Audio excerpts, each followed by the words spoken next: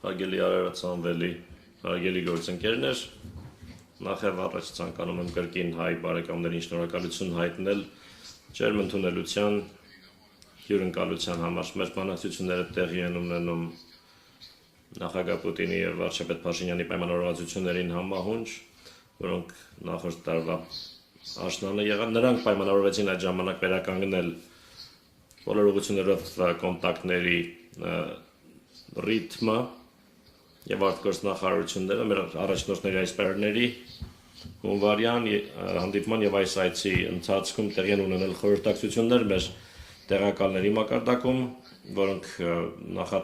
նախատեսված են լրացուցիչ շփումներ մեր քաղաքական գերատեսչությունների միջև եւ այսօր մենք դրա մասին ստորագրեցինք խորհրդակցությունների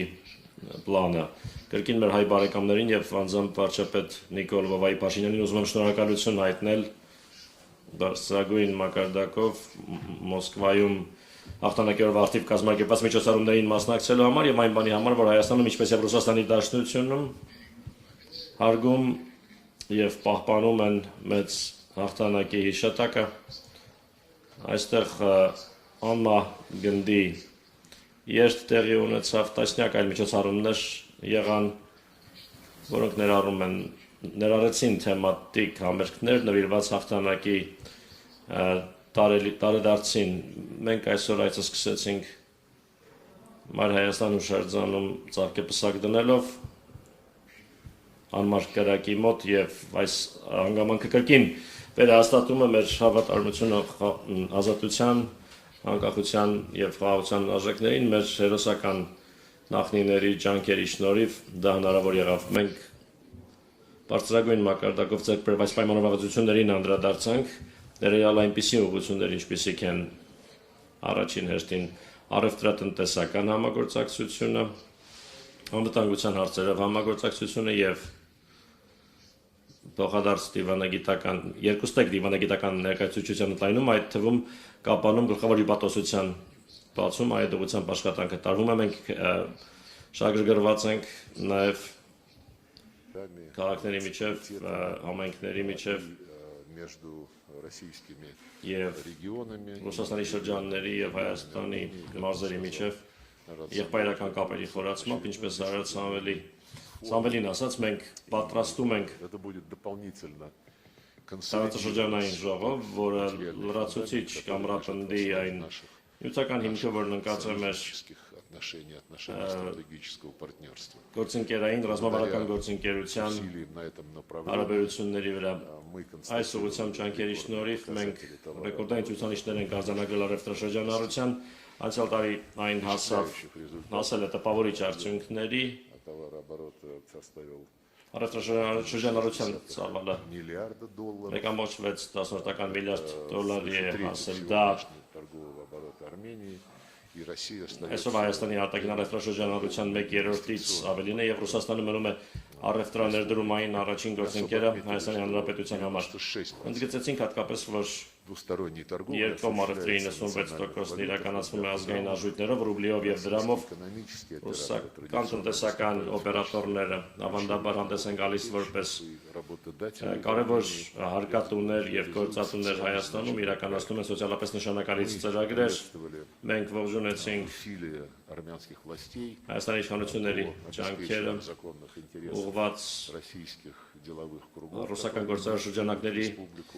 օրինական շահերի պաշտպանությանը, նրանց ովքեր ներդրումներ են անում Հայաստանում, համոզված ենք, որ դա կնպաստի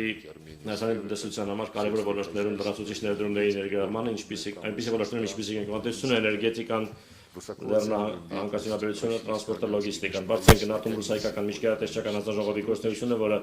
տնտեսական համագործակցության հարցերով է զբաղվում, աշխատում է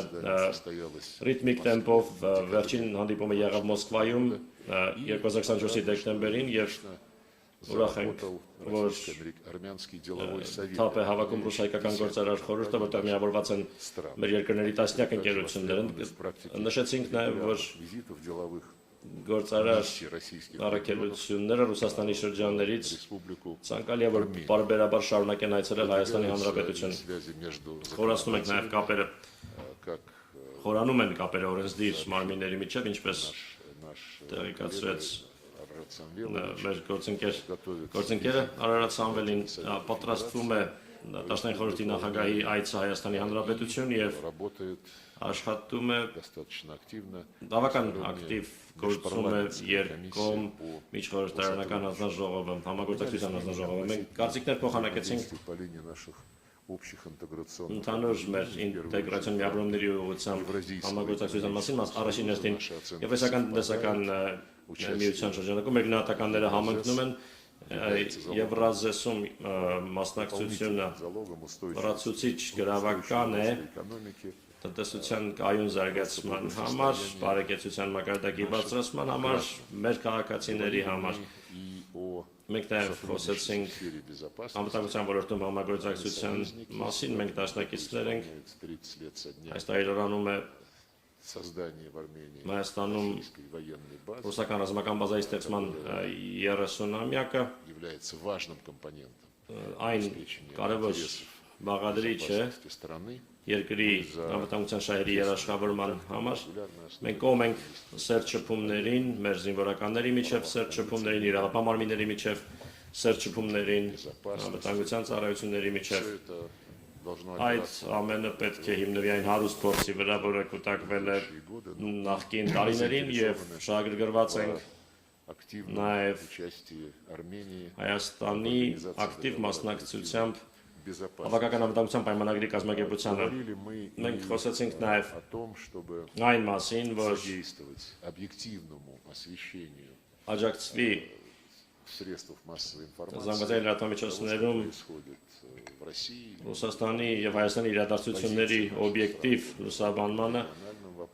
միջազգային տարածաշրջանային հարցերով ներկայացվեն մեր երկրների դիրքորոշումները։ Մենք ստորագրեցինք խորհրդակցությունների փաստաթուղթը, որում նախատեսված է հատուկ քննարկում արտգործնախարարությունների այն կառույցների գծով, որոնք պատասխանատու են տեղեկատվական աշխատանքի համար։ Երբ քննարկեցինք միջազգային ու տարածաշրջանային խնդիրները, առանձնակի ուշադրություն դարձրեցինք մեր ընդհանուր տարածաշրջանում, Հարավային Կովկասի տարածաշրջանում խնդիրներին։ Մենք համոզված ենք, որ այստեղ ծագող հարցերը պետք է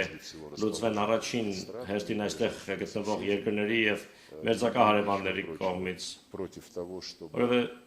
առումով դեմ չենք նրան, որ արտատարածաշրջանային պետությունները ինչը եւ նախատեսված է գործող համաշխարհային պրակտիկայում իրենց հարաբերությունները